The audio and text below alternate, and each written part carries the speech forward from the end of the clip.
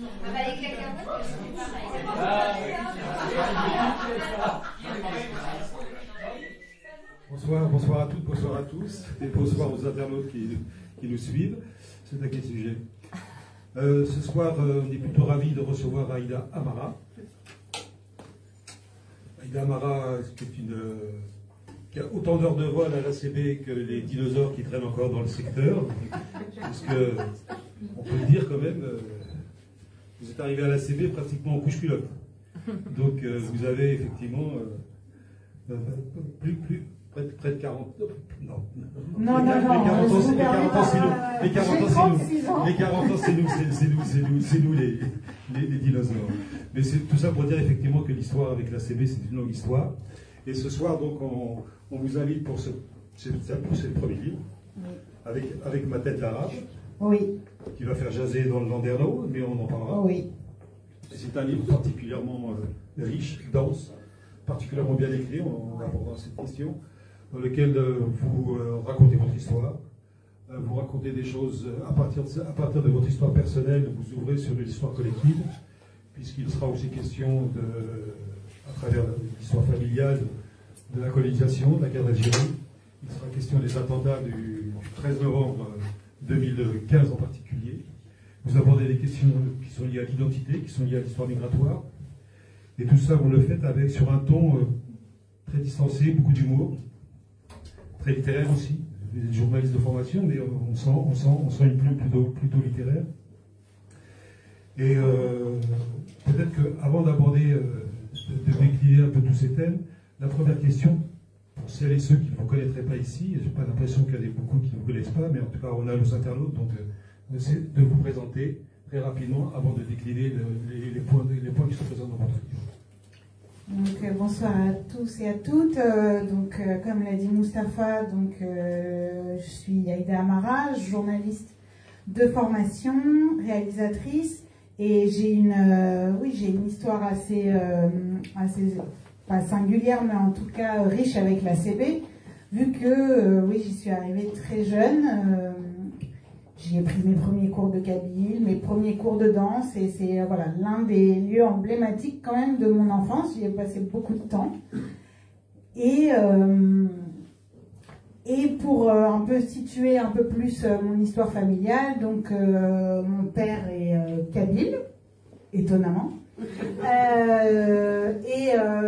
Comme il aime me le répéter souvent pour plaisanter, donc je suis issue d'un couple mixte entre un kabyle d'Eketoussen et une Algérienne d'Annaba. Voilà, pour ceux qui ne savent pas, c'est le même pays. En revanche, c'est pas la même langue. Voilà, c'est le kabyle et l'arabe. Et c'est pour ça que, on dit mixte pour plaisanter, mais dans le sens où, par exemple, quand ma mère est allée se présenter à ma grand-mère paternelle, elles ne se comprenaient pas.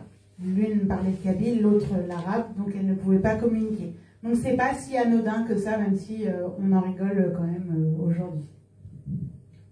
Tout le monde ne rit pas, hein, tout le monde n'a pas d'humour. Alors la première question, c'est bien entendu lié au titre avec Ma tête d'arabe. Donc vous venez d'expliquer que par votre mère vous êtes arabophone, par votre père kabylophone, en tout cas vous auriez pu. Mais la vraie question qui se pose par rapport à ce titre, c'est que vous balancez entre une assignation à résidence ou un procès en trahison. C'est-à-dire où, pour les uns, vous êtes trop arabe et pour les autres, pas assez arabe. Oui, en fait, c'est vrai que le titre, moi, c'est un peu, je l'utilise un peu pour provoquer des réactions, pas seulement, dans juste le but de provoquer pour rien, mais en fait, pour moi, il veut dire deux choses. D'une part, avec Ma tête d'arabe, ça s'adresse d'abord ce que j'appelle les racistes un peu timides, qui parfois n'osent pas trop dire les choses. Souvent de gauche d'ailleurs dans votre livre. Le racisme n'a pas de couleur politique. Mais oui, c'est l'idée de dire ce qui n'est pas dit. Donc en gros, avec Ma tête d'arabe, voilà ce que vous calquez sur moi. Donc à partir de ce moment-là, c'est une identité qui nous est assignée en France. C'est-à-dire, je raconte par exemple une anecdote. mon cousin Hossein, qui a grandi en Kabylie, qui est arrivé en France à 40 ans, qui se dit kabyle, il ne s'est jamais dit arabe, il est arrivé en France sur un chantier, et on lui a dit, on lui a proposé à manger pendant le ramadan, et son patron a dit, non, lui, il ne mange pas, il fait le ramadan, parce qu'il est arabe. Et ce jour-là, il a appris à 45 ans qu'il était arabe en France. Donc c'est ça, en fait, que j'explique, c'est qu'arabe, c'est pas forcément quelque chose en France, une identité qu'on a choisie. Certains, par exemple, surtout ici, évidemment, se définissent comme berbères, comme kabyles, donc il y a cette partie quand même assignée. Après, évidemment, il y a aussi l'idée que on peut se définir comme on le souhaite et que l'identité, elle n'est pas seulement subie, elle peut être aussi choisie. Et à partir de ce moment-là, oui, il y a sûrement des gens qui se revendiquent comme arabes. Moi, ayant grandi avec un père kabyle, on n'était pas arabe et on était nord-africain, on était algérien ou on était berbère. Ça, c'est personnel. Vous dites aussi qu'on vous fait un procès comme quoi vous ne soyez pas assez arabe, notamment parce que vous ne parlez pas la langue, vous n'êtes pas allé au bled comme vous dites dans le livre, vous êtes en plus une intellectuelle qui réussit à l'école, qui lit des livres, etc. Ça m'a rappelé d'ailleurs ce procès, un vieux texte de Azouz Begay, Le Gaune du Shabbat, où justement comme il est bon élève, lui aussi il est critiqué parce qu'il ne serait pas assez arabe. Cet aspect des choses est présent aussi. Oui, en fait, donc moi j'ai grandi donc à Ménilmontant, donc ici, et j'étais dans un collège de quartier à Jean-Baptiste Clément, et donc on était énormément d'enfants d'immigrés nord-africains, et je me souviens que, je l'explique dans un des chapitres, que souvent d'autres enfants d'immigrés, eux-mêmes, algériens, marocains, tunisiens, me disaient « mais toi t'es pas une vraie arabe ». Et j'étais pas une vraie arabe parce que j'aimais lire et parce que j'étais bonne à l'école. Donc moi, à 11-12 ans, je comprenais pas en fait que on me retire une partie de mon identité parce que j'aimais la lecture. Plus tard, évidemment, avec le recul de l'adulte que je suis aujourd'hui, lors des ateliers d'écriture que j'anime avec des jeunes, je me rends compte en fait que ces enfants-là, voilà, très jeunes, ils se disent l'école c'est pas pour nous, l'écriture c'est pas pour nous, et ça c'est quelque chose qu'on leur a insufflé. Ils sont pas nés en se disant c'est pas pour nous. Donc je trouve que collectivement il faut qu'on se pose la question de qu'est-ce qu'on met dans la tête de ces enfants pour qu'ils se disent que ça c'est pas un truc d'arabe. C'est-à-dire, et ça c'est lire, écrire ou être bon à l'école. Donc, collectivement, je pense que c'est important de se poser cette question parce que c'est en fait des assignations et des croyances limitantes et qui sont en fait déjà collées sur la peau de si jeunes de ces enfants. Oui, à contrario, il y a quand même aussi, notamment de la part des parents, le souci du savoir, le souci de la réussite scolaire, donc le fait de pousser ses enfants à réussir. D'ailleurs, très souvent, dans le parcours migratoire, la réussite scolaire de ces enfants, c'est la réussite de l'exil. C'est-à-dire que ça justifie le fait que l'on se soit exilé. Donc l'école est importante aussi dans les familles. On va recevoir le 29 El Mouhoud qui montre l'importance du savoir et de l'école. Donc ça existe aussi, cela. Mais alors, pour moi... Notamment avec votre père, qui vous pousse à avoir des... Si vous êtes en dessous de 15, c'est pas bon. Ah non, 15, c'est nul même. Mais non, mais c'est ce que j'explique dans le livre. Quand je dis qu'on a collé ces assignations à ces enfants, c'est certainement pas leurs parents qui ont fait ça, parce qu'on connaît l'importance pour pour que les enfants d'immigrés, l'école c'est hyper important. Et moi je l'explique dans le livre que la remise du bulletin scolaire pour moi c'était une épreuve. Voilà, chaque trimestre. C'est pas un temps de votre père, hein? Sur ce point-là, non. La rigueur primait, et donc oui, j'y allais avec une petite goutte de sueur de stress pour voilà. Donc clairement, oui, non, ça vient pas des parents qui eux mettent tout en place pour que leurs enfants grandissent dans de bonnes conditions et notamment à l'école, clairement. Alors, un mot aussi sur les critiques qui émanent du Landerneau. Je rappelle que donc, votre père, Slimane Amara, était un vieux militant pour la démocratie et les libertés culturelles en Algérie. Il a exercé l'une des plus longues fonction présidentielle au sein de l'ACB, puisqu'il a été pendant 17 ans le président de l'ACB. Comme il le dit lui-même, c'est une présidence africaine. Oui, tu peux me regarder. Une présidence africaine. Tout ça pour dire qu'effectivement, c'est une figure du macrocosme berbère et que cette question de ce titre se pose et s'est posée par rapport justement à votre histoire familiale et par le parcours de votre père. Et vous en avez discuté avec lui du titre. Oui, alors quand j'annonce le titre à mon père, il me dit mais n'importe quoi, t'es pas arabe, pourquoi tu l'appelles pas avec ma tête de nord-africaine ou avec ma tête d'algérienne? Ça tu peux très bien le faire, mais avec ma tête d'arabe, ça n'a aucun sens. Et en fait, bon bah déjà ça me fait rigoler, je trouve quand même ça fait moins bien avec ma tête de nord-africaine. Bon, voilà, c'est moins catchy. Si vous avez un titre à choisir, il ne faut pas demander à papa. Ouais, voilà. Mais évidemment, ce que ça soulève derrière, c'est hyper intéressant. C'est parce que, en fait, moi, en écoutant mon père, d'ailleurs, je l'ai enregistré dans un podcast, quand, en fait, il subit des discriminations en France, qu'il me dit à demi-mot, parce qu'il n'a pas trop envie d'en parler, pour pas créer du ressentiment et pour plein d'autres raisons qui lui appartiennent. En fait, on lui dit sale arabe, on lui dit pas sale amazir, sale berbère, sale kabyle. En fait, c'est ça que j'explique, c'est que c'est être arabe en France. Et ça, c'est pas nous qui l'avons choisi. Comme je le dis, aucun policier n'a jamais pointé son arme sur un jeune en disant voilà, sale berbère. Donc, ou alors vraiment. J'aimerais bien le rencontrer. Mais donc, voilà, c'est ça que j'essaye d'expliquer dans ce titre, c'est que c'est quelque chose qu'on n'a pas choisi. Et pour mon père, évidemment, son identité, elle est pas arabe. Elle est algérienne, elle est kabyle, elle est berbère, elle est plein de choses. Et c'est ça que j'ai envie de dire, en fait, dans ce titre. C'est que nos identités sont multiples, sont plurielles, et on peut être plusieurs choses à la fois, et ça peut tout à fait cohabiter. Alors vous utilisez le qualificatif arabe comme un terme générique, à la manière d'un Césaire ou d'un Senghor, avec le mot nègre, vous reprenez à votre compte le mot arabe pour l'utiliser comme un retour à l'envoyeur, c'est qu'en sociologie on appelle le retournement du stigmate. Je vous cite, arabe entre guillemets, ça ne veut rien dire pour nous. On ne se présente jamais comme ça à un autre nord-africain. Ce terme ne désigne ni un pays, ni une région, encore moins d'ethnie ou des tribus. Nous sommes algériens, marocains, tunisiens, kabyles, chleux ou chaoui. Le mot est dur, rugueux, déshumanisant.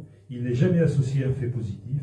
C'est pour ça que je l'utilise comme une arme, retourner le stigmate et s'en servir comme d'une gifle, provoquée avec les mots utilisés pour dénigrer. Donc vous êtes dans la logique effectivement du retournement du stigmate. Oui, c'est ça. Oui, vous avez cité évidemment Césaire qui l'a fait bien avant moi. C'est en fait, et encore une fois, c'est en France, c'est voilà ce terme, on l'utilise jamais comme quelque chose pour l'associer à quelque chose de positif. En tout cas, moi, je l'ai rarement entendu. Et donc, c'est l'idée en fait de se réapproprier cette identité d'arabe en France. Parce que, encore une fois, souvent, je peux avoir des discussions avec des personnes qui sont nées en Algérie, qui ont grandi en Algérie, et là, en fait, le rapport à l'identité, il est tout autre. Il y a un rattachement à la terre, voilà, ils savent parfaitement qui ils sont et d'où ils viennent. Nous, en fait, les enfants d'immigrés, c'est un peu plus multiple, c'est un peu plus mouvant.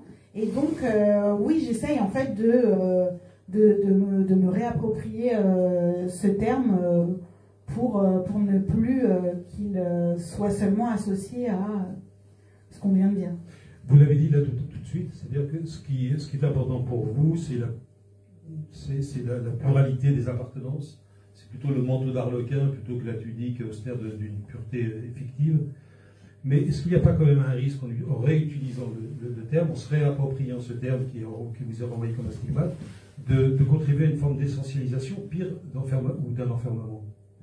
Parce que le mot en soi, il peut être dangereux s'il est placé dans n'importe quelle main. Mais le mot, il est déjà dangereux. Donc justement, est-ce qu'on le laisse comme ça dans les... Il est dangereux au sens où ce qui constitue l'essentiel de ce livre, c'est-à-dire effectivement mettre en avant la pluralité des appartenances, une identité plurielle, composite, etc. Dans cette logique même, est-ce que ce n'est pas contradictoire avec cette logique? Est-ce que ça ne contribue pas finalement à empêcher d'entendre ce que vous dites? Moi, je ne le vois pas comme ça. C'est moi, je dis, justement, avec ma tête d'arabe, je vais vous dire qui je suis. Voilà ce que vous attendez. C'est pas forcément ce que vous allez recevoir. J'avais une question. Vous voulez que j'élabore encore? Pardon? Vous voulez que j'élabore encore un peu ça serait plus? bien. J'ai l'impression que... Je suis insatisfait, mais c'est... Oui, non, mais je sais qu'il dérange peut-être ce terme. Oui, il dérange. Par exemple, est-ce que l'appellation là, arabe,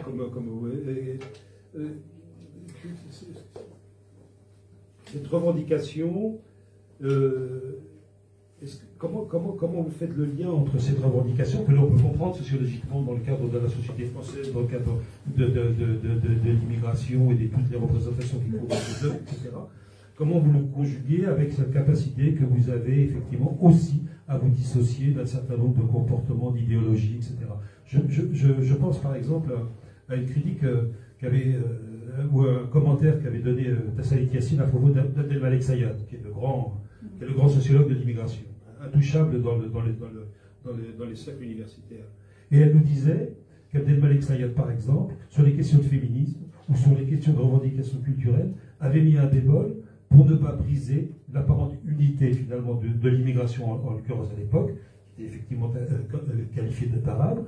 Et ce faisant, on tait un certain nombre d'autres éléments qui appartiennent à cette diversité, qui appartiennent à ce manteau d'arlequin qui est au centre de votre livre. Oui, mais je pense que la différence, c'est que, enfin, moi, je suis la génération d'après, donc forcément, en fait, il n'y a pas d'unité déjà. Il n'y a pas d'unité, même parce que je suis déjà entre deux pays. Et entre plusieurs, même à travers ce pays, plusieurs cultures. Donc en fait, moi, j'ai pas l'impression de devoir taire quoi que ce soit. Je suis déjà en fait moi-même une contradiction. Là, vous parlez de vous. Oui. Je veux savoir comment est-ce que vous avez pensé à la réception de ce discours, ou de ce mot, ou de cette. Mais moi, je veux juste parler de mon expérience personnelle. Je veux pas être responsable de la réception de ce que je dis. J'essaye d'être le plus clair possible. Moi, ce que je mets en avant, c'est la pluralité des identités, justement, du fait de mon histoire personnelle. Après, si quelqu'un le prend autrement, c'est un peu compliqué. C'est un peu compliqué, oui. Ah, vous avez du public avec vous. C'est très bien. On reviendra sur le mot arabe. Très rapidement. Très rapidement. Je voudrais aborder maintenant, comme je le disais rapidement en introduction, c'est un livre extrêmement dense, très personnel, très intime.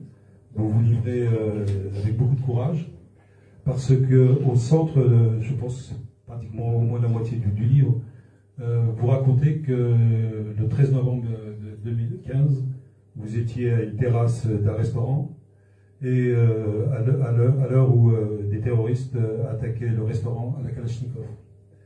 Et donc, vous décrivez la soirée, vous décrivez votre réaction, vous décrivez les urgences, etc.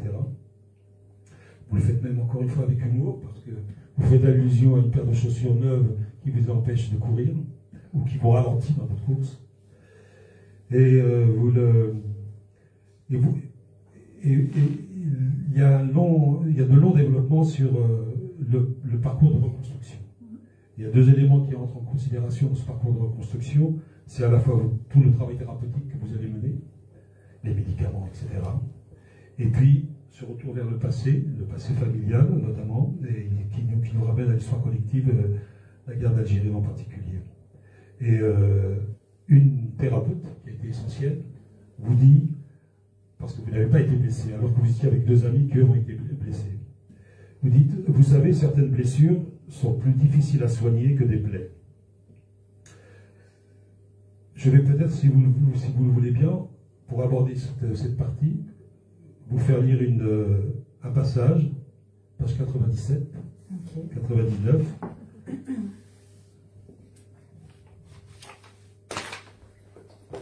Tout paravolo. Je fais peut-être une petite contextualisation. Contextualiser. Ouais. Donc là, en fait, je commence une thérapie qu'on appelle EMDR. Donc c'est une thérapie pour soigner le choc post-traumatique. Avec un petit mot, c'est que le titre du chapitre, c'est EMDR. Vous mettez E entre parenthèses. MDR. Ouais. C'est comme lorsque vous parlez de... Comment on appelle ça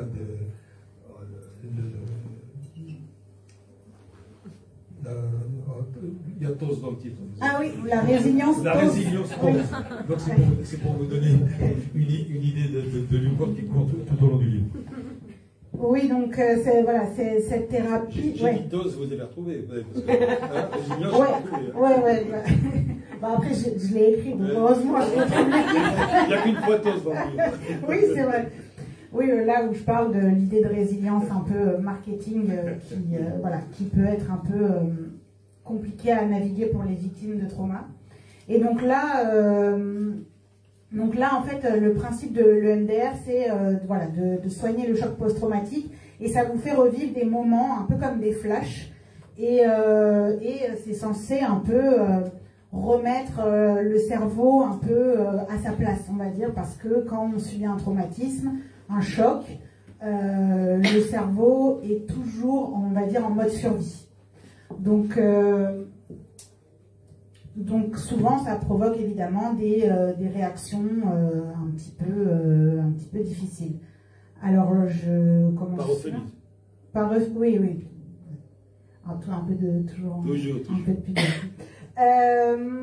Alors, donc je le fais avec un casque, juste pour que vous sachiez. Donc c'est un casque et qui vous transmet des sons.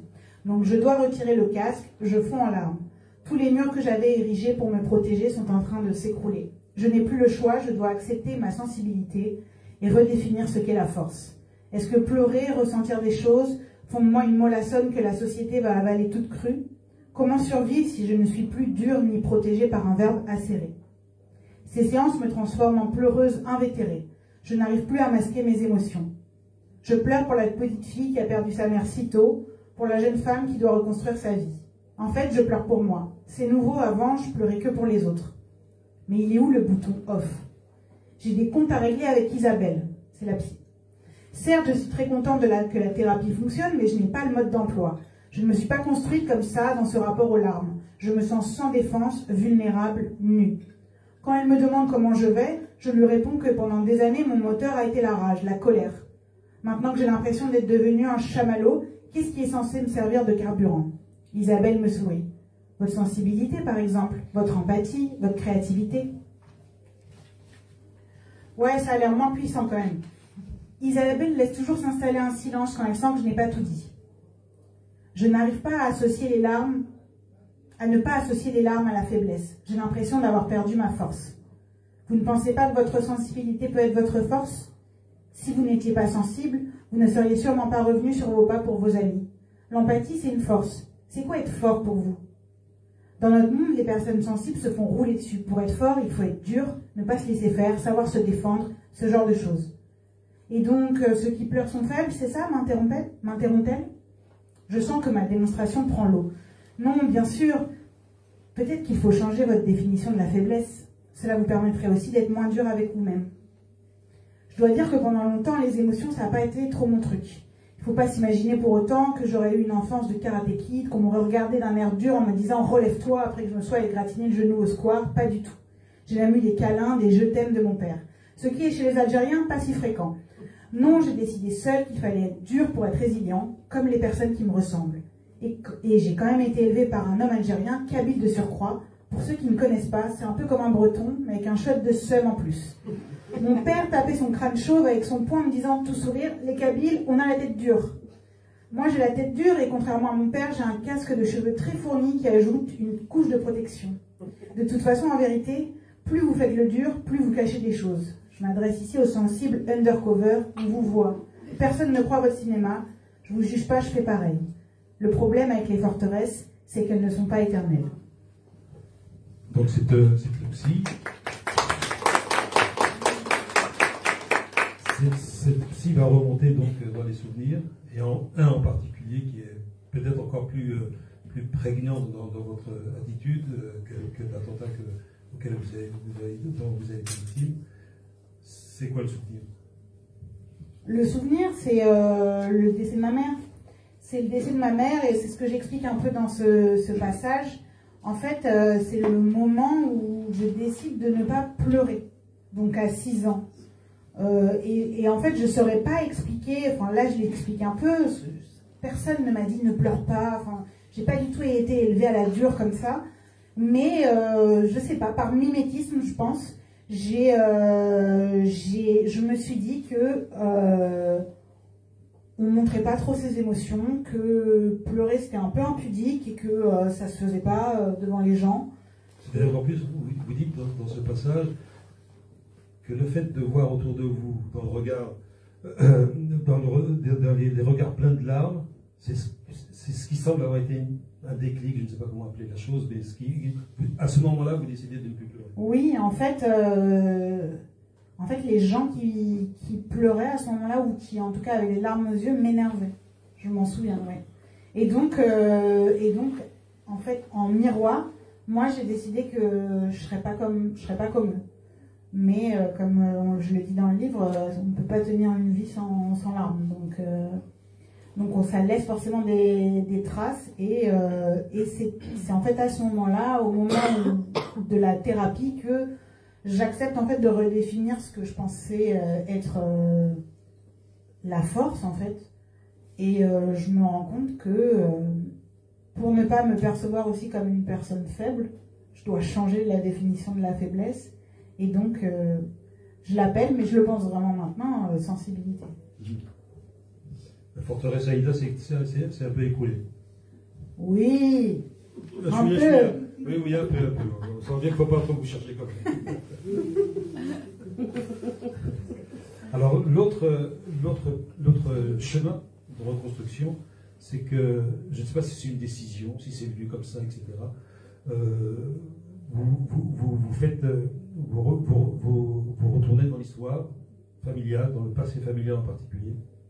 Et en quoi ce retour vers le passé va être aussi un élément de votre reconstruction?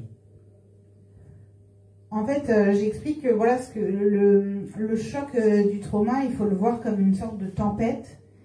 Et voilà, j'explique, comme un arbre chahuté dans la tempête, j'ai dû m'accrocher à mes racines. Et mes racines, c'est mes parents. Et c'est forcément l'Algérie, vu que mes parents sont tous les deux algériens. Et en fait, c'était, comment dire, tout le monde ne se fait pas tirer dessus, je l'ai déjà dit, mais tout le monde ne se fait pas tirer dessus à la Kalachnikov dans Paris. Donc c'est quand même une expérience qui isole. Et en fait, ce que je suis allée chercher aussi dans l'histoire familiale, c'est les traumas des autres. Et c'est pas juste par sadisme, hein. C'est que en fait, je me rendais compte que j'étais pas seule à avoir vécu des choses comme ça. Voilà, dans l'un des chapitres, je parle de l'enfance de mon père qui a grandi dans un camp de regroupement en Kabylie. Lui aussi, en fait, il a vu des gens se faire exécuter devant ses yeux, et lui, il était enfant quand il l'a vu. Évidemment, je parle de ma grand-mère paternelle qui a grandi, Taous, qui a élevé ses enfants pendant une guerre dans un camp de regroupement, veuve, avec des soldats qui rentrent dans la maison, qui saccagent la maison, qui ont tabassé son mari à mort. Donc voilà, avec quand même des choses... Des scènes d'exécution publique. Voilà, des choses très lourdes. Et en fait, ça m'a rattachée à eux d'une certaine manière.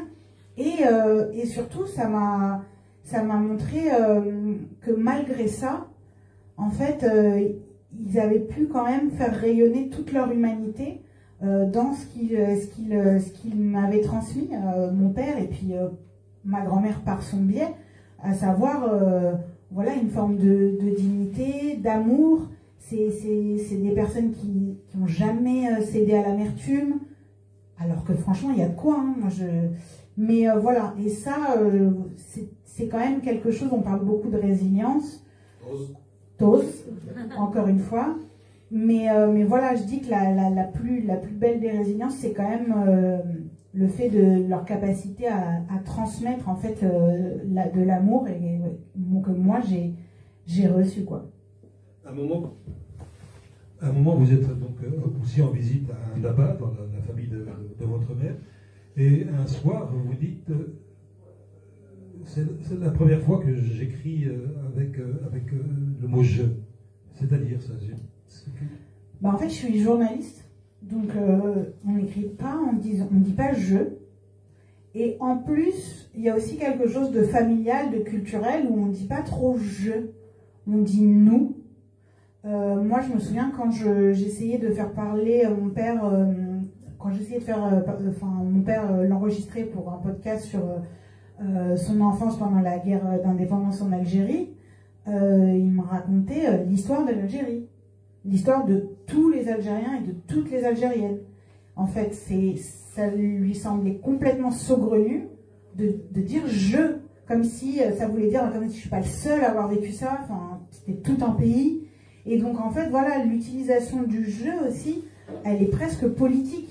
Quand on est une enfant d'immigré, une femme aussi, voilà, à qui on ne dit pas souvent d'utiliser le mot « je ». Voilà. Donc, c'était quand même en plus important. Le moment, en fait, avait d'autant plus d'écho qu'il s'est fait, oui, dans la ville de ma mère. Si vous voulez, on va lire un autre passage, page 53. On montre un peu comment vous avez peut-être dû un peu forcer la main à votre père pour retrouver cette histoire. 53, 54, c'est un peu le souple dans la préparation, mais on va 53, 54. Ok. Bah ouais, là, c'est un peu en fait les terreurs d'enfance quand même. Oui. De moi, enfant d'immigré qui mange tout, qui mange mon repas du soir, qui dîne devant le JT de 20h, et qui du coup entend parler de loi Pasqua, d'expulsion, de carte de séjour et tout ça, et voilà, c'est pas anodin. Là, c'est en 97, donc j'ai à peu près 8 ans, et le chapitre s'appelle « Est-ce que je suis née française ?» J'aime bien fouiller dans les papiers de Slimane. J'ai l'impression d'être une enquêtrice en mission secrète comme à la télé. Il y a toujours une scène où le héros cherche un papier très important dans le bureau du méchant.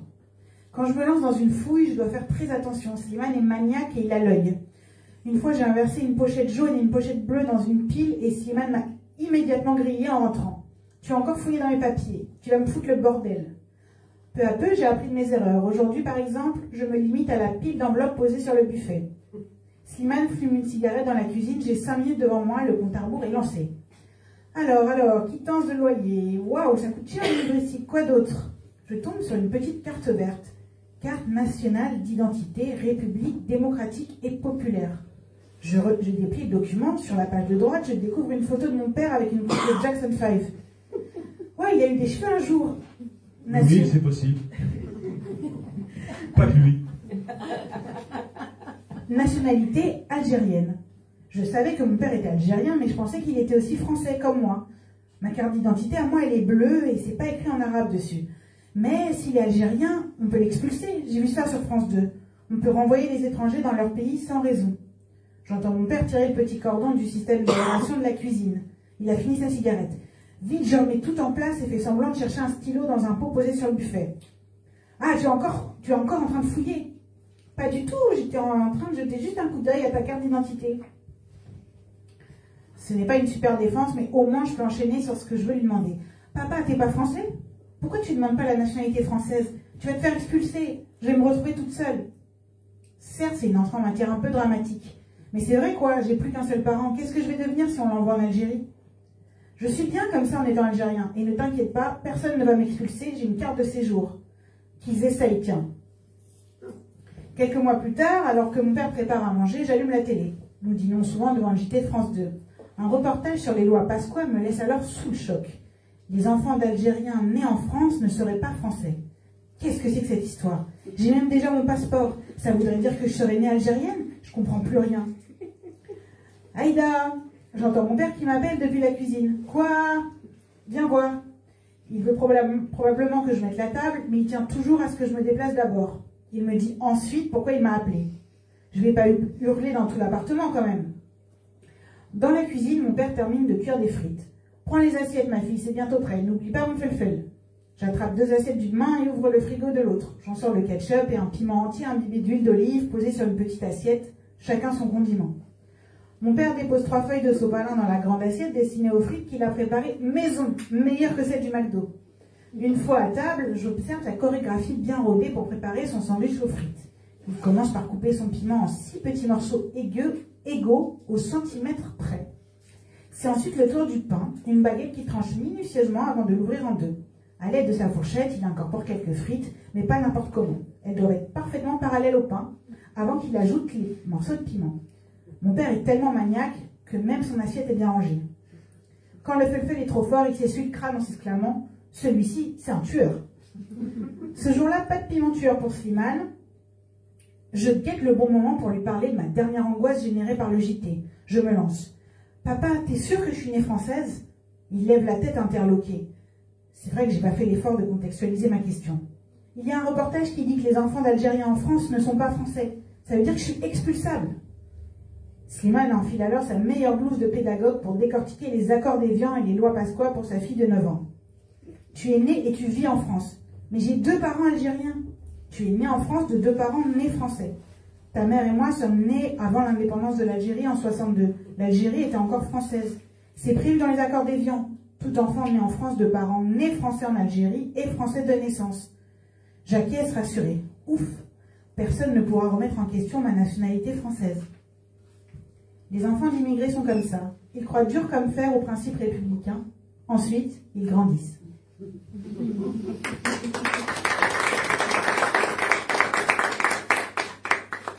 C'est là où vous abordez en particulier la question de l'histoire migratoire, la question de l'immigration, notamment des Algériens. D'autres traumatismes aussi, d'autres angoisses qui viennent s'ajouter à ce que vous avez décrit sur la guerre d'Algérie, sur ce que votre père ou la famille a vécu à l'époque. C'est-à-dire que l'histoire de l'immigration, c'est aussi un traumatisme. Alors l'histoire de l'immigration, non, mais la politique migratoire, oui. Ce que j'explique, c'est que quand je dis, je termine par les enfants d'immigrés croient dur comme fer aux principes républicains, c'est que moi... on y reviendra. Oui, on me dit, la France te dit que tu es française, moi je suis super, j'y crois. Les hommes naissent et demeurent égaux en droit, j'y crois, c'est super, j'adore ces principes. Et ensuite, je regarde la télé, plus tard je lirai les journaux, et je me rends compte, pas tant que ça. Donc ça me vient de l'extérieur, c'est important à dire. Que en fait, petite, moi à aucun moment, d'ailleurs mon père en rigolait, hein. Moi je disais, mais qu'est-ce que tu me racontes? Moi je suis française, personne va jamais me dire autre chose que ça, personne va remettre en question que le fait que je sois française, et il me rigolait, il disait, ok, tu verras bien, on en reparle. Donc c'est bien que ça vient de l'extérieur. Et d'ailleurs, on en revient à cette notion d'arabe ou d'arabité, c'est-à-dire que après les attentats, comme vous avez vu les terroristes, vous êtes interrogés, vous subissez même des interrogatoires, pas forcément désagréables, etc. Mais vous vous rendez compte qu'on vous assimile aux Arabes, aux têtes arabes, comme vous les avez décrits d'ailleurs, qui étaient les terroristes. C'est-à-dire que vous êtes à la fois victime et potentiellement bourreau. Et le bonbon, finalement, c'est quand Hollande veut déchoir de leur nationalité, effectivement, ces Français de papier. C'est cette logique qui continue. Oui, en fait, là, je raconte les chapitres que je viens de lire. En fait, ça fait écho à ce qui s'est passé pour moi après les attentats, à savoir que quand le policier m'interroge, il me dit pour me rassurer, vous savez, c'est pas de votre faute. traduction, c'est pas de votre faute si d'autres Arabes tirent sur des gens. C'est comme ça que je le comprends. S'il y a une autre explication, je veux bien qu'on me la donne. Et ensuite, quelques jours plus tard, c'est le président de la République qui, devant le Congrès, dit on peut donc déchoir de sa nationalité tout binational. Et je répète la phrase parce que c'est cette phrase qui m'a choquée, même s'il est né français. Et donc là, ça fait écho à justement mes terreurs d'enfance. Même s'il est né français. Donc ça veut dire qu'à ce moment-là, dans un moment en fait où on s'attend à une unité nationale, hein, encore une fois, les principes républicains, on y croit toujours, même si parfois on nous les renvoie un peu à la figure. Donc le moment où moi j'attends de l'unité nationale, qu'on est un peu plus bactère en tant que victime, on nous dit, bah, même si vous êtes né français, on peut vous enlever en fait cette identité, qu'en plus on nous reproche de ne pas assez incarner. On me dit parfois, vous prenez le papier, vous n'êtes pas assez français, etc.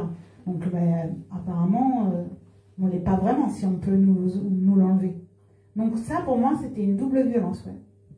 Mais est-ce que vous ne pensez pas, malgré tout, que ces principes républicains existent, qu'un certain nombre de choses sont relativement... permettent des évolutions au sein de la société, mais que c'est un combat quotidien pour les faire tenir, pour les rendre tangibles, etc. Il est clair effectivement qu'il y a des discriminations, qu'il y a du racisme, qu'il y a des a priori identitaires, etc., etc. Mais il y a aussi le fait que les principes républicains, l'égalité, la fraternité existent aussi, et qu'il y a aussi des témoignages qui montrent que ça existe aussi. Alors comment on fait la part des choses? Ben, je pense que c'est très simple. Comment on fait la part des choses? On dénonce quand il faut dénoncer, on s'indigne quand il faut s'indigner. Et après, dans le livre, il y a aussi évidemment des moments où, par exemple, quand je parle de Ménilmontant, c'est un moment où j'explique que moi, j'ai grandi dans ces principes républicains. J'ai grandi, dans le 20e, on le sait très bien, dans une mixité la plus totale, une mixité de nationalité, de religion, de classe sociale.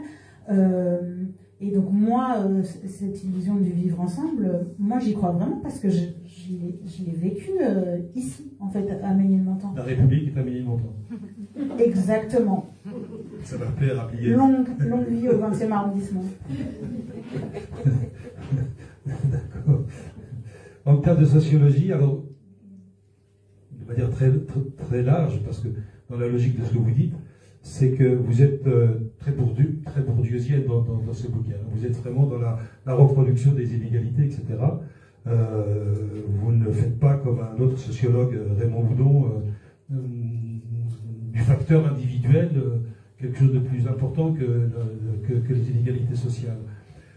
Mais dans une certaine mesure, vous, votre expérience, votre parcours, est-ce que ce n'est pas un peu contradictoire avec cette mécanique des reproductions des injustices ou des inégalités? Vous et d'autres, hein, d'ailleurs, oui, parce que vous n'êtes pas seul. Oui, bien sûr, mais alors moi, je ne peux pas représenter ça parce que pas du tout. Moi, je suis fille de cadre supérieur. Donc, oui, mais il y a des filles, c'est des filles d'ouvriers qui sont aujourd'hui... Oui, bien sûr, mais donc si c'est moi qui dois... déjà, il y a un chapitre qui s'appelle « Je ne suis pas transfuge de classe » parce que souvent, on a l'impression qu'en fait, voilà, on a l'impression que parce qu'on est un enfant d'immigré, forcément on a un transfuge de classe qui n'est pas mon cas, en tout cas, et pas le cas de plein d'autres enfants d'immigrés. Et non, moi, je peux pas du tout incarner ça. Moi, voilà, il y avait des livres chez moi. Je pense que justement, l'éducation de mes parents a pu pallier à certains dysfonctionnements de l'école de la République. Donc, clairement, en tout cas, je suis pas le poster pour ce genre de publicité à laquelle moi, personnellement, de toute façon, je crois pas trop. Voilà. Ce côté de méritocratie et tout, c'est... Voilà, je suis pas... Oui, surtout j'y crois pas trop, en fait. Surtout quand vous parlez de transfuge de classe, vous raillez un certain nombre de collègues journalistes, en l'occurrence, qui revendiquent le parcours d'un transfuge de classe. Mais en fait, c'est absolument pas le cas, quoi. C'est une grosse blague. Exactement, oui, il y a quand même un peu la mode, j'explique qu'il y a la mode des origines populaires, tout le monde va chercher, et souvent voilà en rédaction, donc c'est des personnes qui ont des grands-parents même français, et donc ils vont chercher un arrière-grand-parent polonais ou ouvrier pour même, créer du lien avec moi, quoi, comme si, oui, moi mon grand-père était ouvrier, ok. Voilà, donc c'est un peu aussi, oui, je me moque gentiment, oui, en fait, la misère, c'est pas cool. Moi, je l'ai pas vécu, mais en tout cas, mon père, lui, l'a vécu, et comment il me la raconte, c'est pas cool. C'est pas quelque chose c'est pas un accessoire de mode qu'on peut s'ajouter comme ça au détour d'une conversation. Donc, c'est un peu, voilà, c'était un petit pic. Ça me rappelle un livre récent d'un sociologue qui parle de ces questions. Je vous propose de lire une dernière partie, justement, sur les conférences de rédaction. Page 141, 143. Je vous laisse tout faire. Ça m'arrange. Alors, là, c'est la diversité dans les rédactions. Donc, c'est mon expérience en tant que journaliste, qui ne se résume pas à ça, évidemment, mais voilà, c'est ça le passage. Je fixe la tache de café séchée sur la vieille moquette grise de l'open space. Comme chaque fois que le racisme est abordé dans la rédaction, je sens que je vais devoir l'ouvrir. Gros Lourdeau, cadre de la rédaction, est venu en découdre. C'est le genre de type qui tient absolument à débattre des thèmes comme l'islam, le voile ou l'écriture inclusive. Alors, comme on fait par exemple avec le mot arbre, c'est masculin, donc on doit enlever le E maintenant, on doit écrire arbre, dit-il en l'écrivant sur le tableau près de mon bureau. Aujourd'hui, Gros Lourdeau ne vient pas me parler des féministes qui ruinent la langue de Molière, mais de racisme. Avec moi, c'est plus drôle. Je ne me souviens même plus du démarrage de l'accroche actu, comme on dit dans le jargon journalistique, mais les mots-clés devaient être dans le désordre: islam, voile, banlieue, immigration. Après quelques passes d'armes, il me lance. Attends, je suis désolée, mais j'ai déjà été victime de racisme, on m'a traité de sale blanc à Barbès. Il crie. Je hausse le ton à mon tour. Ça n'existe pas le racisme anti-blanc. Tu n'auras jamais de problème pour trouver un logement, un travail, ou même avec la police, parce que tu t'appelles Gros Lourdeau. Il rétorque du tac au tac. De toute façon, vous n'êtes jamais content. On y est, le fameux « vous ». On y est vite arrivé à l'essentialisation. Je suis furieuse. Pourquoi tu dis « vous » ? Moi ça va, j'ai un travail, un appart, je vais bien. J'aimerais lui faire comprendre que je ne défends pas mes intérêts et que tout le monde devait être révolté par l'injustice de cette situation, pas seulement nous, les concernés. Apparemment, cette réflexion n'est pas partagée par mes collègues, absorbés par leurs chaussures. J'en entends même un dire dans un soupir, « Les gens sont tendus en ce moment. » J'ai envie de lui hurler, « Je suis pas tendue, ça pue le racisme et toi tu te bouches le nez. C'est à toi de parler, pas à moi. Mais j'ai déjà assez à faire avec Gros Lourdeau, je me contente de lui lancer un regard noir. » Durant toutes les années que j'ai passées dans les rédactions nationales, j'ai eu la réputation d'être énervée, voire militante. Mon avis sur le traitement de l'actualité était forcément teinté de communautarisme, d'une volonté de défendre les miens, soit les Arabes, les Noirs, les immigrés, les musulmans et les jeunes de banlieue. Ce qui fait du monde. Dans des rédactions quasiment exclusivement composées de journalistes blancs, j'ai toujours été interloquée de constater que ces derniers ne pensaient pas avoir eux-mêmes des biais racistes, que peut-être qu'eux-mêmes défendaient les leurs, ou du moins un ordre qui les favorisait. L'endogamie qui règne dans les rédactions françaises, y compris les plus progressistes, devrait les interroger. Mais comme le dit Slimane, circuler, il n'y a rien à voir. Ma seule présence dans la rédaction réussissait à les convaincre que le problème n'existait pas. Il y a quelque chose de particulièrement pervers à prendre les deux Arabes du bureau en exemple pour nier son aspect systémique. Il n'y a pas de racisme en France si toi, Aïda, tu es là. Et n'oublions pas Farid à la sécurité, ni notre seul et unique présentateur noir. C'est une façon de singulariser le racisé élu. S'il a pu se faire un trou dans le milieu, c'est certainement la faute des autres s'il n'y arrive pas. Ou peut-être cet élu est-il exceptionnel, un arabe pas comme les autres. Toutes les contorsions de l'esprit sont bonnes plutôt que de considérer l'éléphant au milieu de la pièce. Les rédactions sont composées de journalistes blancs et privilégiés, à l'exception de quelques accidents.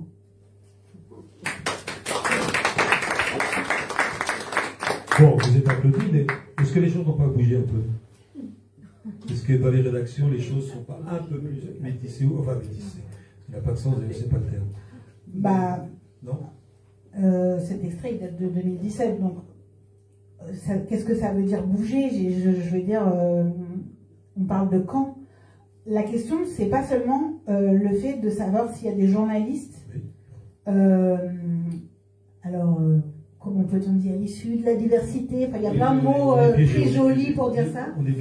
Mais c'est pas seulement cette question-là, c'est où ils se trouvent déjà aussi parce que dans les rédactions, c'est une organisation très verticale.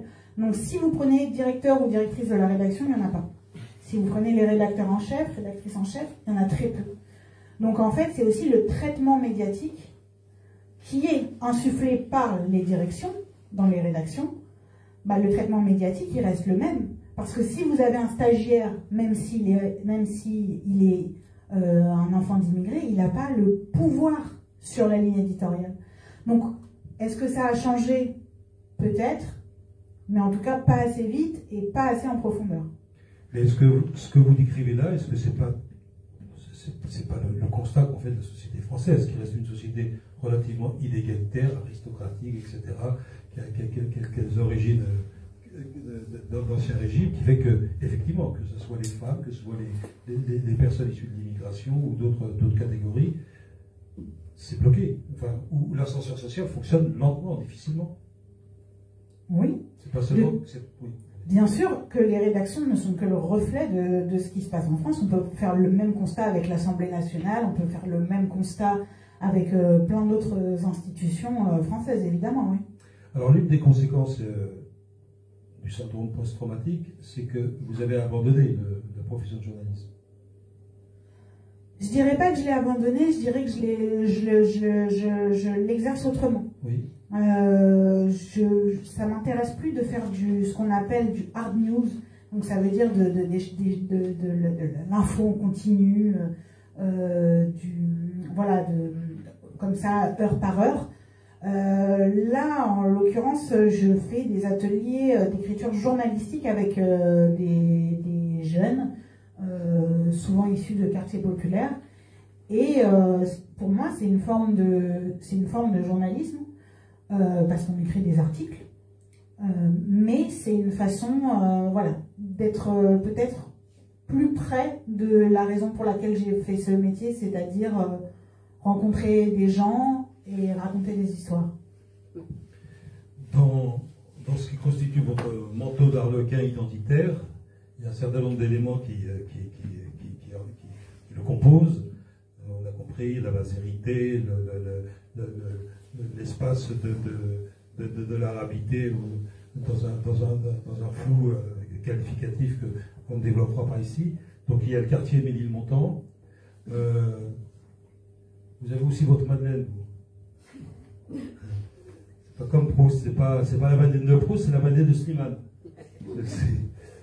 C'est qui occupe une partie de votre quotidien aujourd'hui. Oui, non, ce que je raconte l'anecdote de la Madeleine parce que mon père adore les madeleines. Et... On ne savait pas. Mais c'est aussi, en fait, c'est l'occasion de parler de la différence en fait entre mon enfance et celle de mon père. C'est-à-dire que moi, quand au petit déjeuner, je disais il n'y a rien à manger, il n'y a que des madeleines. Lui, il se moquait de moi en disant il n'y a que des madeleines, pardon, la comtesse. Parce que, bon, lui, clairement, il n'avait pas trop le choix pour son petit-déj. Donc, c'est souvent, voilà, il aime bien me rappeler que, à ses yeux, je suis une petite bourgeoise. Parce que j'ai pas envie de manger des madeleines tous les jours. Parce que si Ménilmontant, c'est votre identité, ça fait partie, ça constitutif de votre identité, en tout cas de ce qui vous a construit culturellement, et psychologiquement, individuellement, etc.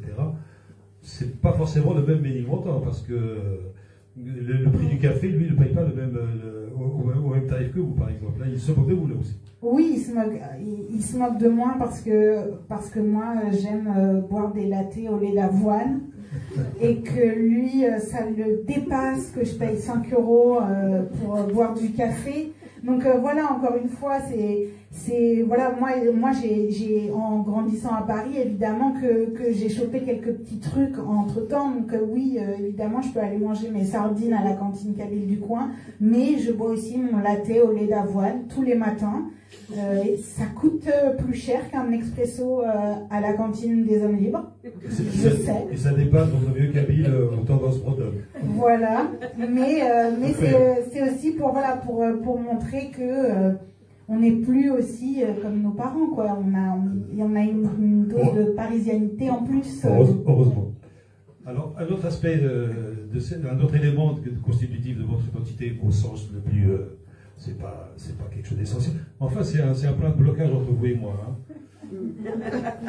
Parce que vous faites de vos cheveux une part de votre identité. Vous ne voulez pas dire juste ce passage? Vous lisez avec moi. Ok. On va comprendre. C'est de l'intersectionnalité version capillaire.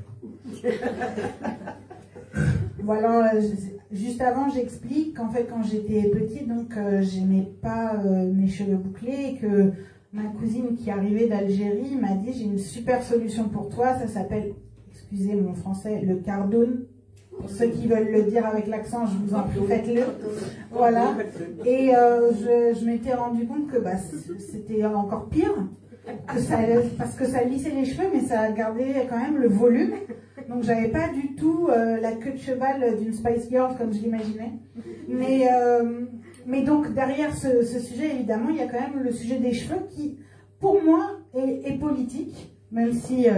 voilà, donc je lis le passage. Quand j'étais petite, aller chez le coiffeur relevait du parcours du combattant. Toutes les grandes chaînes me réservaient le même accueil méprisant. J'en sortais souvent en pleurant, honteuse, avec les cheveux coupés aux oreilles. Les professionnels du cheveu n'ayant pas tenu compte du fait que les cheveux bouclés remontent en séchant. Après le Cardoon Gate, j'ai appris à prendre soin de mes boucles, ce qui représente un budget mensuel. Aujourd'hui, mes cheveux font partie intégrante de mon identité, je les arbore fièrement, je les trouve beaux. Je suis également devenue impitoyable face aux coiffeurs et chaque salon doit passer une batterie de tests, réseaux sociaux, vérification par téléphone de la formation des coiffeurs, avant que je n'y mette les pieds.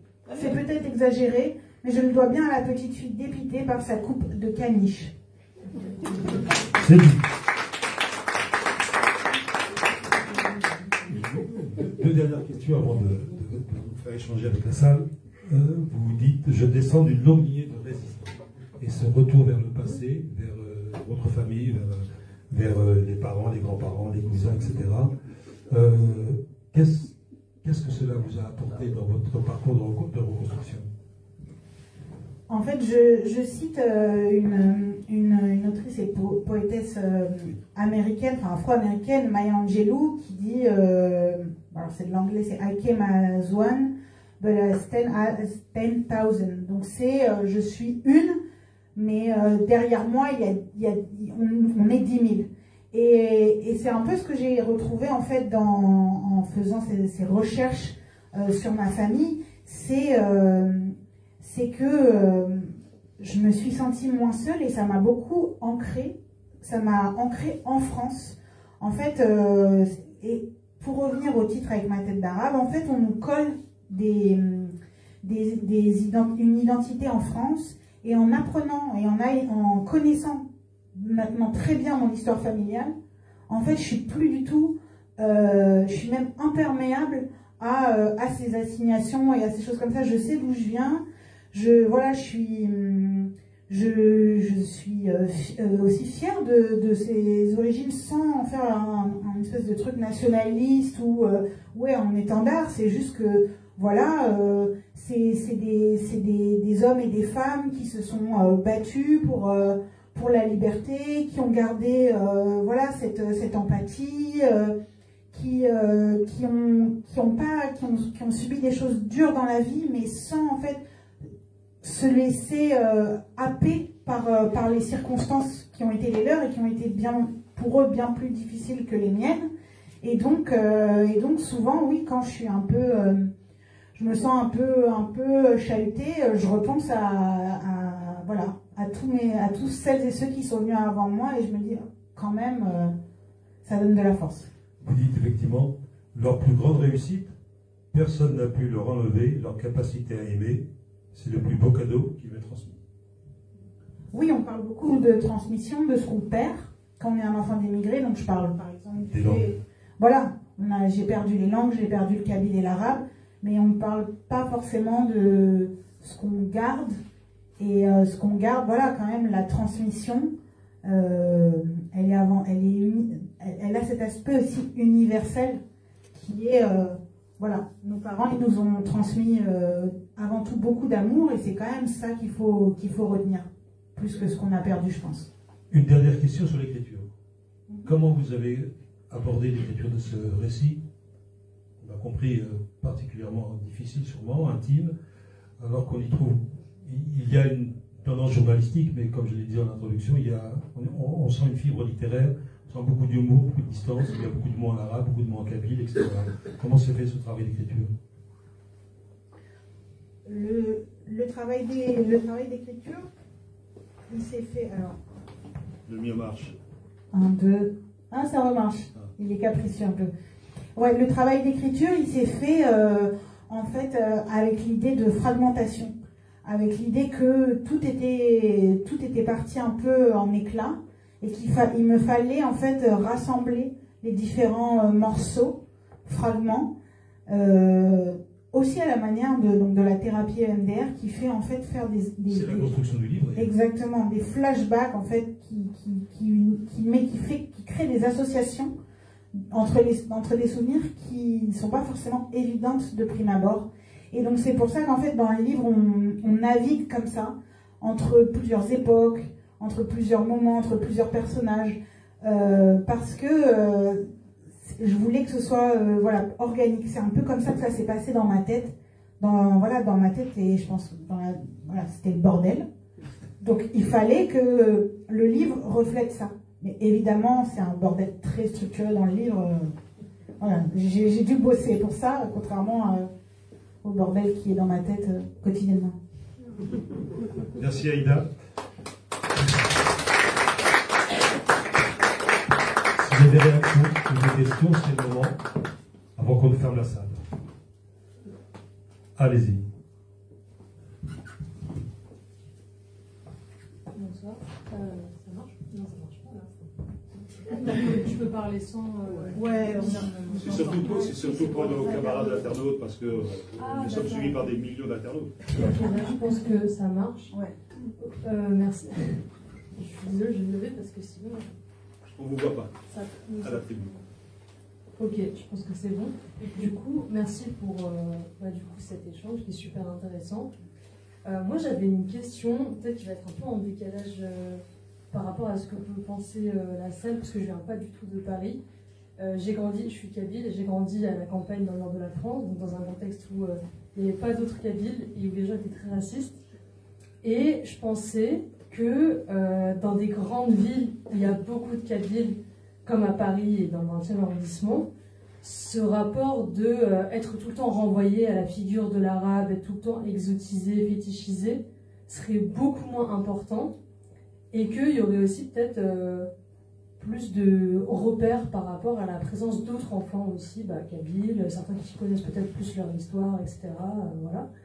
Du coup, je voulais savoir si c'était... parce que vous avez juste donné, je ne sais plus, une ou deux anecdotes par rapport à ça. Donc si vous pouvez peut-être revenir un peu là-dessus, parce que ça m'intéresse.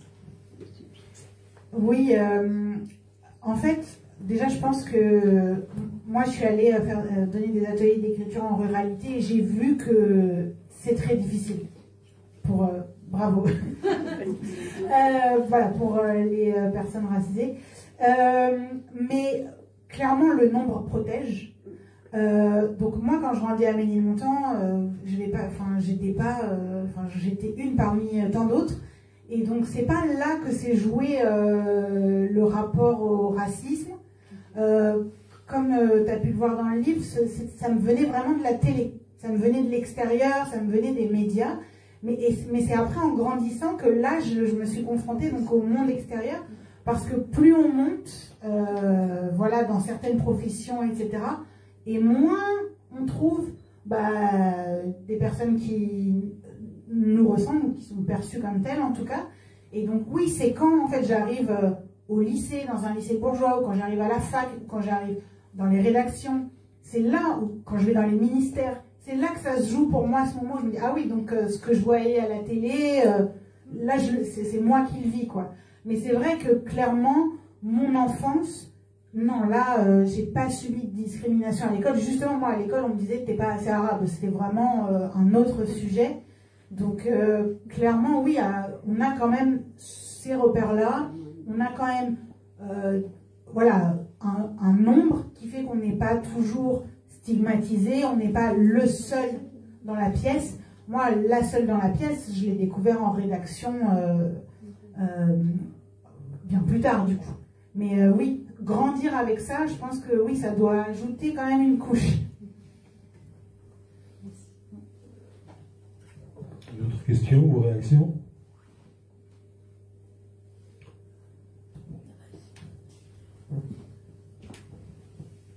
Bonsoir, je ne sais pas si je vais réussir à bien formuler ce que j'ai en tête, mais je vais faire de mon mieux. Déjà, merci de réussir avec autant de, je sais pas, à la fois finesse et authenticité, mettre des mots sur des choses qui sont vécues par beaucoup de personnes. Et enfin, ça fait du bien d'entendre des choses qu'on ne peut pas forcément formuler, mais on sent être mises en mots aussi clairement. Donc merci pour ça. Et du coup, ma question, c'est par rapport à ce que vous évoquez sur les recherches. Alors, déjà, désolée, parce que j'ai pas lu le livre. Moi, j'ai lu la newsletter de la CB. C'est bien, c'est déjà bien, c'est déjà bien. Et du coup, peut-être c'est évoqué dans le livre, mais vous parlez des recherches que vous avez faites sur votre famille et du coup, de comment ça vous a permis de vous ancrer et vous enraciner dans quelque chose qui vous permet après d'avoir de la force en fait par rapport à tout ça. Et ces recherches, c'était enfin, je me demande à quel moment c'est arrivé, si c'était sur les deux parties de votre famille du coup, et comment ça s'est traduit. Enfin, est-ce que c'était par la langue, par le fait de se déplacer dans le pays, rencontrer des gens? Ouais. Merci. Merci beaucoup. En fait, je pense que donc ça s'est fait. Mes recherches vraiment très, très actives se sont faites après les attentats où j'ai vraiment eu besoin de chercher voilà, qui j'étais un peu. Donc ça passait évidemment par mes parents. Et ça a commencé par mon père avant tout. Parce que voilà, c'était la peur de perdre la parole d'une tradition orale où tout se raconte et rien n'est écrit, rien n'est tangible, quoi. Donc c'est là que j'ai sorti l'enregistreur et j'ai vraiment j'en ai fait un podcast. C'est très important d'ancrer cette tradition orale dans quelque chose qu'on peut transmettre, qu'on peut retrouver, qu'on peut archiver. Et c'est aussi après évidemment passer par le retour au pays. Et là, on va dire, c'est des deux côtés, ouais. J'ai vraiment eu besoin alors je dis retourner en Algérie, j'y suis allée quand j'avais 1 an, ça compte pas trop, mais de découvrir, oui, le pays, à la fois avec mon père, et à la fois, oui, de retourner aussi... je crois que le micro a survécu. Franchement, on peut survivre à tout. Et oui, ça passait par le pays et par la langue aussi. Mais la langue, franchement, on va pas se mentir. Moi, j'en ai 2 à apprendre en plus, le kabyle et l'arabe. C'est super dur. Donc, je me suis inscrite à l'ACB. 2 fois. Voilà. 2 fois. Alors, la première fois, c'est mon père qui m'a inscrite quand j'étais petite. Mais oui, il est dur, votre père. Mais je me suis inscrite adulte pour... j'ai quand même envie d'essayer de baragouiner du mieux que je peux ces 2 langues, mais ouais, c'est pas de tout repos, mais en tout cas ça se fait aussi par moi je trouve, ouais, le retour en Algérie, ça a été hyper important pour moi. Oui, une question? Pas réellement.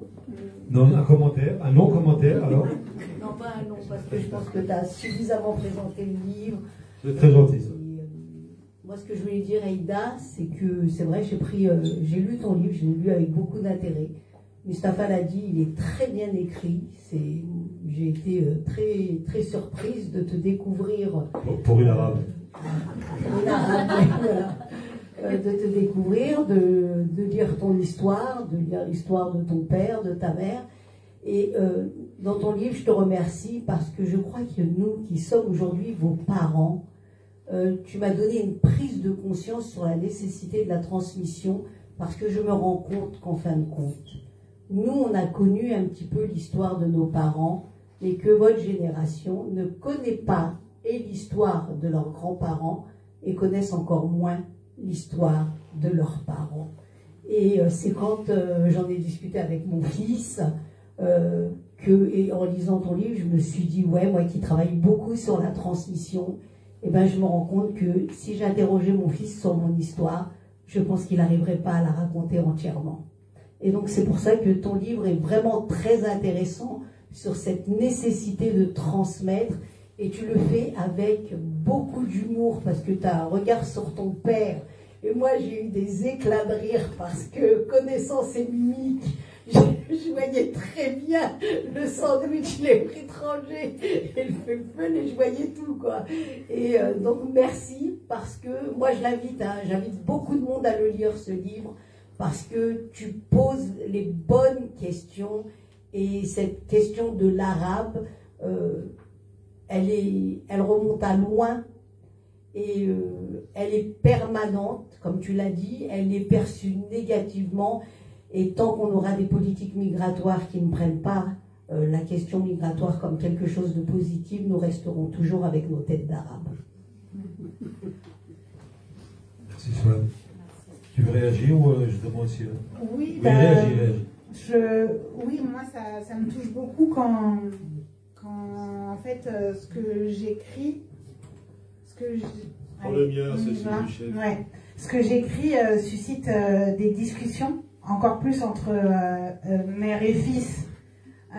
Parce que en fait, voilà, moi je pose des questions, même le terme arabe, je pose des questions, mais en fait rien n'est figé et je pense que c'est avant tout dans une démarche de dialogue et que s'inscrit tout ce que je fais. Donc merci beaucoup pour cette remarque. Une dernière réaction. C'est la dernière. Ah oui, au fond, les enchères montent. Est-ce que le fil va aller jusque-là? Approche-toi, Alifa, approche-toi.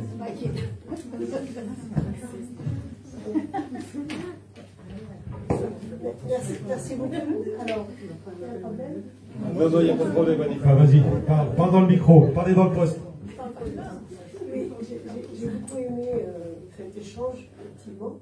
Alors, je garderai à l'esprit, et on essaiera peut-être de discuter une autre fois, sur le manteau d'Arlequin. À quelle place se situent certains éléments. Sur les épaules. Sur les épaules, oui. De quelle place prend telle ou telle identité, parce qu'elles ne peuvent pas être toutes au même niveau. Mais ce n'est pas ma question. La question concerne la génération après vous. D'actualité. Hein, pardon? Je dis c'est d'actualité. Oui, c'était ça. C'est vraiment. Moi j'ai une fille, parce que il se trouve que je connais bien Slimane et que je vous ai connue petite.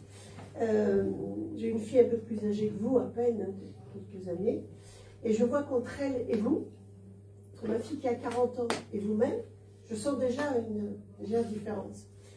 Et, mais la jeunesse, les jeunes de, disons, 15-20 ans, est-ce que vous avez des analyses comme, en tant que journaliste, est-ce que vous avez eu l'occasion d'échanger, d'approcher cet élément-là?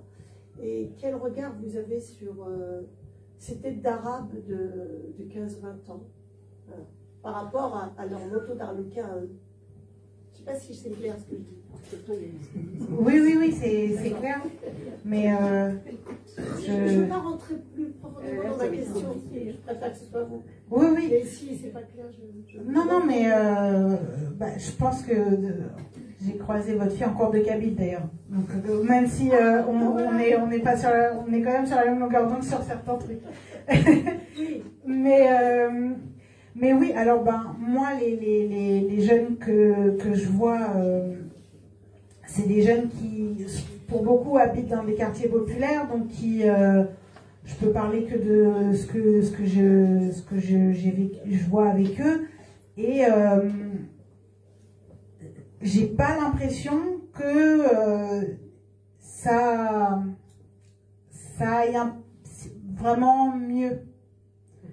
J'ai l'impression qu'il y a quand même encore, parce que voilà, moi je l'explique dans le livre, c'est eux qui me disent l'école c'est pas pour nous, l'écriture c'est pas pour nous. J'en ai d'autres aussi qui j'ai été assez touchée, même peut-être un peu plus jeunes, ils avaient 12-13 ans, et je leur faisais écrire sur un aïeul de leur choix, et il y en a un qui me tape sur l'épaule et qui me je veux te dire un secret, quoi. En gros, il me dit, viens, je veux te dire un secret, et il me dit, est-ce que j'ai le droit de dire que mon grand-père m'a appris l'arabe? Donc en gros, c'était comme s'il était en train de me dire quelque chose de honteux. Je pense pas que si son grand-père lui avait appris l'anglais, il m'aurait posé cette question. Donc je pense que c'est aussi à nous, en fait, sans faire voilà, une sorte de combat identitaire, mais c'est à nous de leur dire oui, et c'est ce que, bon, ma petite échelle, hein, mais c'est ce que, à ce moment-là, moi je réponds à cet enfant-là. C'est, je dis, ben, bien sûr, c'est une richesse de parler une langue, et c'est important, du coup, ce que ton grand-père t'a transmis. Voilà, sans en dire plus.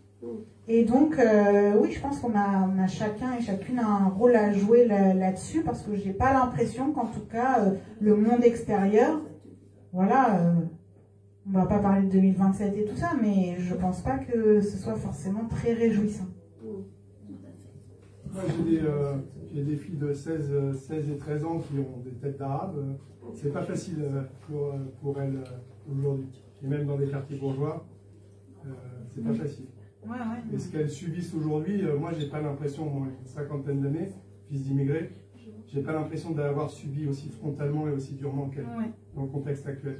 Ouais, c'est dur. Ouais. Et le mot arabe est plus d'actualité que jamais. Ouais, bah, je trouve aussi, ouais.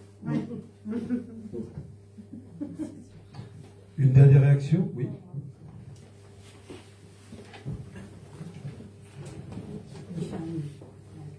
Je reviens juste sur la réflexion du policier, que ce n'est pas de votre faute. Effectivement, les attentats du 13 novembre, donc je travaillais à l'époque, je travaillais dans la je travaillais à l'époque chez Nina Lecce, donc sur les Champs-Élysées, et le chef d'atelier m'appelle pour me dire, Malika, sachez que je ne fais pas d'amalgame. Je lui ai répondu, moi je ne comprends pas quand vous me posez cette question. Moi j'ai rien à voir avec ces gens-là. Sachez juste une chose, c'est que les premières victimes de ces gens-là, ce sont des musulmans dont je fais partie. Voilà. C'était juste un petit témoignage. Et je vous remercie pour... j'ai pas lu votre livre, mais je vais lire avec beaucoup d'intérêt. Merci. Oui, mais ce qui est drôle, c'est un peu cynique, mais dans la réflexion dont vous parlez, qui est un peu la même, du même acabit, c'est en disant je fais pas d'amalgame, il fait déjà un amalgame. Donc, et évidemment, ça je le dis dans le livre, il faut rappeler que les premières victimes du terrorisme, déjà, sont des Arabes, et qu'en tout cas, parce que c'est pas qu'en France, et en France aussi, voilà, quand on tire à l'aveugle dans l'Est parisien, on tire sur aussi des musulmans, et des musulmans évidemment sont décédés ce soir-là, et donc c'est d'autant plus rageant de voir ensuite les voir assimilés à des bourreaux. Alors, juste avant de terminer, je vais vous rappeler que le 29 octobre, on reçoit le Mouhoud pour un livre qui a un peu à voir avec le vôtre, puisque c'est un parcours migratoire. Il raconte sur un mode différent. Et le 5 novembre, on reçoit l'avocat Richard Malka, l'avocat en particulier de Charlie Hebdo. Aïda Amara, merci infiniment d'être venue. Merci pour ce livre. Merci pour l'invitation. On se retrouve, si vous voulez, à l'étage. Il y a un pot et vous pouvez vous faire dédicacer votre livre. Merci, bonsoir. Merci.